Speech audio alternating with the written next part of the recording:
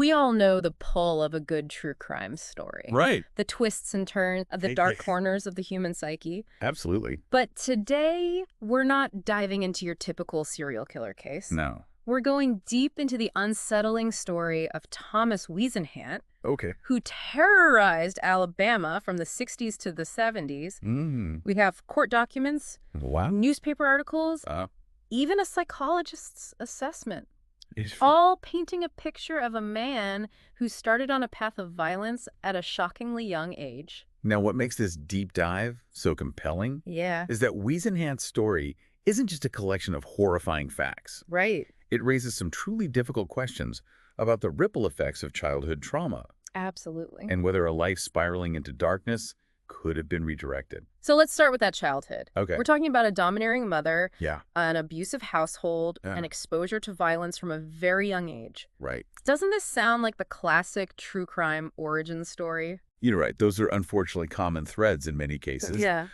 But the intensity and specificity of Emma Whisenhant's control over Thomas, Right? it creates a unique dynamic. Hmm. She kept him isolated, Uh-huh. babied him, Wow. and instilled a deep resentment in him all at the same time. It's just... Imagine being a 7-year-old boy, still sharing a bed with your mother. It's a level of control that's almost unimaginable. Right. How could that kind of environment specifically contribute to someone's propensity for violence? Well, think about it in terms of something called social learning theory. Okay. This theory suggests that we learn behaviors by observing and imitating others, Uh-huh. especially those closest to us. Right. In Whisenhant's case, Yeah. his mother modeled controlling and manipulative behavior, Interesting. even encouraging her children to participate Yeah. in the abuse of their father. So he was learning that violence was an acceptable way to exert power and control over others. Yeah. And then there's this bone-chilling incident with the bullet. Okay. As a teenager, Uh-huh. Whisenhant was holding a stolen bullet, claiming it would kill someone. Oh, wow. Shortly after, Right. 72-year-old Lexi Haynes is found murdered in the same town. Mm. The weapon conveniently discovered near the Whisenhant home. It's almost too eerie to be a coincidence, isn't it? That's the question that hangs over this entire case, isn't it? Right. Was this foreshadowing Yeah. or just a morbid fascination with death? Right. Did he already have murderous intentions at that young age? It's difficult to imagine a teenager having that level of premeditation. No. But let's not forget, Right. this is just the beginning of Whisenhant's descent into darkness. Yeah. He eventually joins the Air Force, Okay. but even that doesn't stop his violent tendencies. Mm-hmm. This time, it's a brutal attack on Rose Covington. And this is where we see a clear escalation in his behavior, Yeah. unlike the Haynes case, Yeah. where there was a possible connection to the murder weapon. Right. The attack on Covington seems entirely random Mm. and significantly more brutal. Wow. He beat her unconscious with a metal ashtray, Oh my gosh. leaving her with severe injuries. It's like the violence is becoming more impulsive, Yeah. less about a specific target, Right. and more about unleashing rage. Exactly. And unfortunately, the pattern continues after his release from prison. Okay. He returns to Alabama and murders 2 more women, Oh, wow. Patricia Hitt and Venora Hyatt, Mm-hmm. both convenience store clerks working alone at night. Right? This time it seems like he's deliberately choosing vulnerable targets. Yeah. And the detail about him giving his wife Hyatt's stolen watch as a gift, Oh, God. it just sends chills down my spine. Right. It demonstrates a chilling disconnect between his actions and any sense of remorse. It almost seems like he's normalizing his behavior, Right. incorporating it into his everyday life as if it's nothing out of the ordinary. Yeah. But perhaps the most disturbing crime, Okay. the one that ultimately leads to his capture, Right. is the murder of Cheryl Payton, yet another convenience store clerk. This case is particularly horrifying because it wasn't just murder. No. He abducted Peyton, Wow. raped her, Oh, my God. and then shot her. It seems like with each crime, the violence escalates, becomes more depraved. Right. But there's a twist, right? Yeah. He actually returns to the crime scene the next day. Almost as if he's drawn back to it. Yes. And thankfully, that's what leads to his capture. Right. Witnesses recognize him, Oh. leading to a chase and his eventual arrest. Wow. But then Whisenhant does something unexpected. Right. He confesses. He does. He confesses to all of his crimes, To all of them. including the previously unsolved murder of Lexi Haynes from his youth. After all those years of silence, why confess? Right. What could be going through his mind at that point? This is where things get incredibly complex. Right. Was it genuine remorse? Was it a desire to finally unburden himself? Yeah. To take responsibility for his actions? Right. Or could it be something else entirely? Perhaps a need for control. Yeah. A desire to insert himself back into the narrative. That's certainly a possibility. Right. Remember, we're dealing with someone with a deeply troubled mind. Right. Confessions, Yeah. especially in cases involving mental instability, Right. can be incredibly complicated. Yeah. We have to consider the potential influence of manipulation, Mm-hmm. a desire for notoriety, Right. or even a misguided attempt to achieve a specific outcome. He did plead not guilty by reason of insanity at his trial. He did. Yeah. But the jury ultimately rejected that plea. Wow. He was found guilty of capital murder Yeah. and sentenced to death. So that brings us to death row. Okay. And this is where things get ethically complicated. Yeah. Whisenhant ends up spending over 3 decades on death row. That's longer than most people spend outside of prison. Right. It really forces us to consider the purpose of such prolonged incarceration. Yeah. Is it about justice, rehabilitation, Right. or simply retribution? Yeah. Especially in a case like this, Right. where there's a documented history of mental instability Right. and a childhood steeped in abuse. It's a tough question. It is. And ultimately, Whisenhant is executed by lethal injection in 2010. Mm. He chose a simple last meal of chicken leg quarters, Okay. French fries, and chocolate pudding. Wow. But what's striking is that he refused to make a final statement. That silence is deafening. It is. It leaves us with this unresolved question. Yeah. This sense of unease. Mm-hmm. Did he ever truly grasp the weight of his actions? Right. The pain he inflicted on so many lives? Right. Or was he, as the jury decided, Yeah. fully responsible for his choices despite his troubled past? And what about all those years on death row? That's what we'll uncover next. Okay. His time on death row was marked by appeals, an overturned sentence, Mm-hmm. and ultimately a return to his execution date. Wow. It's a period shrouded in legal complexities and ethical dilemmas Right. that are important to understand. Yeah. But first, let's take a moment to reflect on what you've heard so far. Okay. What stands out to you as particularly intriguing or troubling in Whisenhant's story? It's fascinating, isn't it? It is. You have these periods of escalation Yeah. punctuated by years of confinement, Right. almost as if those periods behind bars did nothing to address the core issues driving his violence. It raises the question. Yeah. What was life like for him during those 32 years on death row? Right? Was there any introspection, any attempt at rehabilitation? Unfortunately, our sources don't offer a detailed glimpse into his day-to-day existence on death row. Mm. We know that there were appeals, Right. that his sentence was overturned and later reinstated. Right. There were likely interactions with lawyers Mm. and perhaps spiritual advisors. But no personal writings. No documented conversations that reveal what was going on in his mind. Not in the materials we have, Right. which is a shame because it leaves us with so many unanswered questions. It does. Did he ever express remorse for his crimes? Right. Did he seek to understand his own darkness? I think that's what makes this so unsettling. Yeah, You'd imagine that facing your own mortality, right. having years to contemplate your actions, Yeah, might lead to some kind of transformation, you would think so. some sort of reckoning. But without access to those inner thoughts, Right. we're left to speculate. Yeah. And then there's the fact that he chose not to make a final statement before his execution. That silence is heavy, isn't it? It is. It almost feels like a final act of defiance, a refusal to offer any explanation or apology. It certainly adds another layer of complexity Wow. to an already perplexing case. Yeah.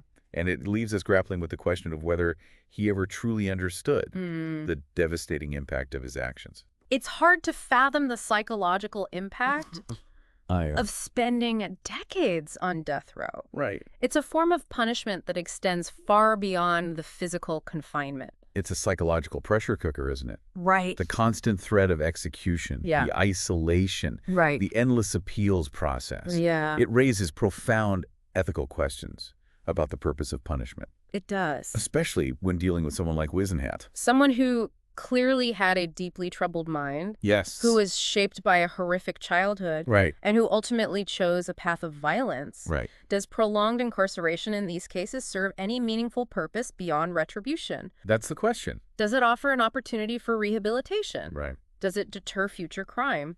These are questions society continues to grapple with, They are. especially in the context of capital punishment. Absolutely. Speaking of Whisenhant's childhood, Yeah. one thing that keeps coming back to me is the role of his mother, Emma. She was more than just domineering. Yeah. She was abusive, Right. manipulative, Yeah. and ultimately played a significant role in shaping his warped worldview. It's hard to overstate the impact she had. It is. She instilled in him a sense of entitlement, Right. a belief that violence was an acceptable way to assert control. Mm-hmm. She shielded him from consequences Yeah. and fostered a deep-seated resentment. Wow. It's almost as if she created a monster, Yeah. even if unintentionally. It's a chilling thought, isn't it? It is. That someone's love, Yeah. even if twisted and misguided, Right. could pave the path towards such darkness. It's a tragic reminder of the power of early childhood experiences Absolutely. and the devastating consequences of abuse. Yeah. But as much as we analyze Emma Whisenhant's role, Right. it's crucial that we don't lose sight of the victims in this story. You're absolutely right. Yeah. Lexi Haynes, Right, yeah. Rose Covington, Uh-huh. Patricia Hitt, Venora Hyatt, Yeah. Cheryl Payton. They're mothers, Yeah. daughters, friends, people Yeah. with hopes and dreams. Absolutely. And their lives were cut tragically short Yes. because of Thomas Whisenhant's choices. We have to remember the human cost of his crimes. Right? The ripple effects that extend far beyond the victims themselves. Right. Their families were shattered. Yeah. Their communities forever marked by the trauma and fear he inflicted. And that's what makes this case so crucial to examine. It is. To understand, we can delve into the psychology, Yeah. the legal proceedings, the ethical dilemmas. Right. But at the heart of it, Yeah. there's an undeniable human tragedy that we can't ignore. It's a story that forces us to confront uncomfortable truths about ourselves, Yeah. about our systems, Right. about the choices we make as individuals and as a society. Okay, we've talked about Whisenhant's crimes, Right. the impact of his childhood, Yeah. and the complexities of his time on death row. But there's another element to this story that I think is worth exploring. Okay. The legal system's handling of his case. Yes. Particularly the not guilty by reason of insanity plea. Right. It's a defense that raises all sorts of legal and ethical questions, It does. especially in a case as disturbing as this. Right, because on the one hand, you have this undeniable history of mental instability. Yeah. There's the psychologist's assessment, Mhm. the bizarre behavior, Right. the seemingly impulsive nature of some of his crimes. It's clear that Whisenhant wasn't a typical criminal. But on the other hand, Yeah, there's the premeditation, right. the selection of vulnerable victims, the attempts to cover his tracks. Right, These suggest a level of awareness, Yeah. of calculation, right. that makes the insanity defense difficult to accept. And that's where the jury had to grapple with those nuances, right? Yeah. They had to weigh the evidence, consider the complexities of mental illness, and ultimately decide whether Whisenhant was truly incapable of understanding the wrongfulness of his actions. And their verdict, Right. finding him guilty and sentencing him to death, Yeah. speaks to the immense challenges of applying the insanity test. Right. It forces us to ask, Yeah. what constitutes true insanity in the eyes of the law? Right. And how do we balance the need for justice Yeah. with the recognition of mental illness Yeah. as a mitigating factor? It's a debate that continues to this day. It does. And Whisenhant's case is a stark reminder of the high stakes involved. Right. But beyond the legal aspects, Yeah. this case also highlights the broader societal issue of mental health, doesn't it? Absolutely. Yeah. Whisenhant's story serves as a tragic example of what can happen when mental health issues go unaddressed, Right. when someone with a troubled mind doesn't receive the help they need. It makes you wonder, It does. if he had received comprehensive psychological help as a teenager, Right. could the course of his life have been different? Could those 4 innocent lives have been spared? It's a question that haunts us, Right. and it's one we'll delve into further as we continue our deep dive. Okay. But before we do, Yeah. let's take a moment to consider what you've heard so far. Okay. What aspects of Whisenhant's case resonate most strongly with you? Right. What questions are swirling in your mind? It's a question that lingers. Yeah, Could early intervention have made a difference? it really does. It's impossible to say for sure, Right. but it underscores a crucial point. Yeah. We tend to focus on punishment after the fact, Right. but what about prevention? Right. What if we invested as much in mental health resources as we do in prisons, It's a point worth considering, Yeah, especially given the undeniable link between Whisenhant's troubled childhood and his later crimes. right. But it's also a complex issue. It is. How do you identify those who might be at risk? Right. And how do you ensure they receive the appropriate help? It starts with a shift in mindset, a recognition that mental health is just as important as physical health. Mm. We need to destigmatize seeking help, Yeah. create environments where people feel comfortable talking about their struggles. And that means investing in resources, right? Absolutely. Making sure mental health services are accessible and affordable Right. for everyone, Yeah. regardless of their background or income. Exactly. Right. We need therapists, Yeah. counselors, Mm-hmm. social workers, Right.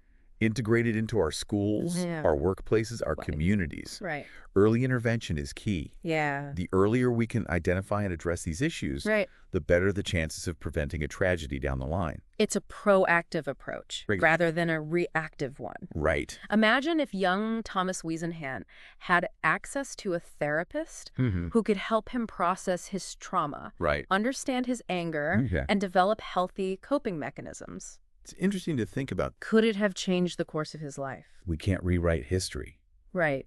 but we can learn from it. Yeah.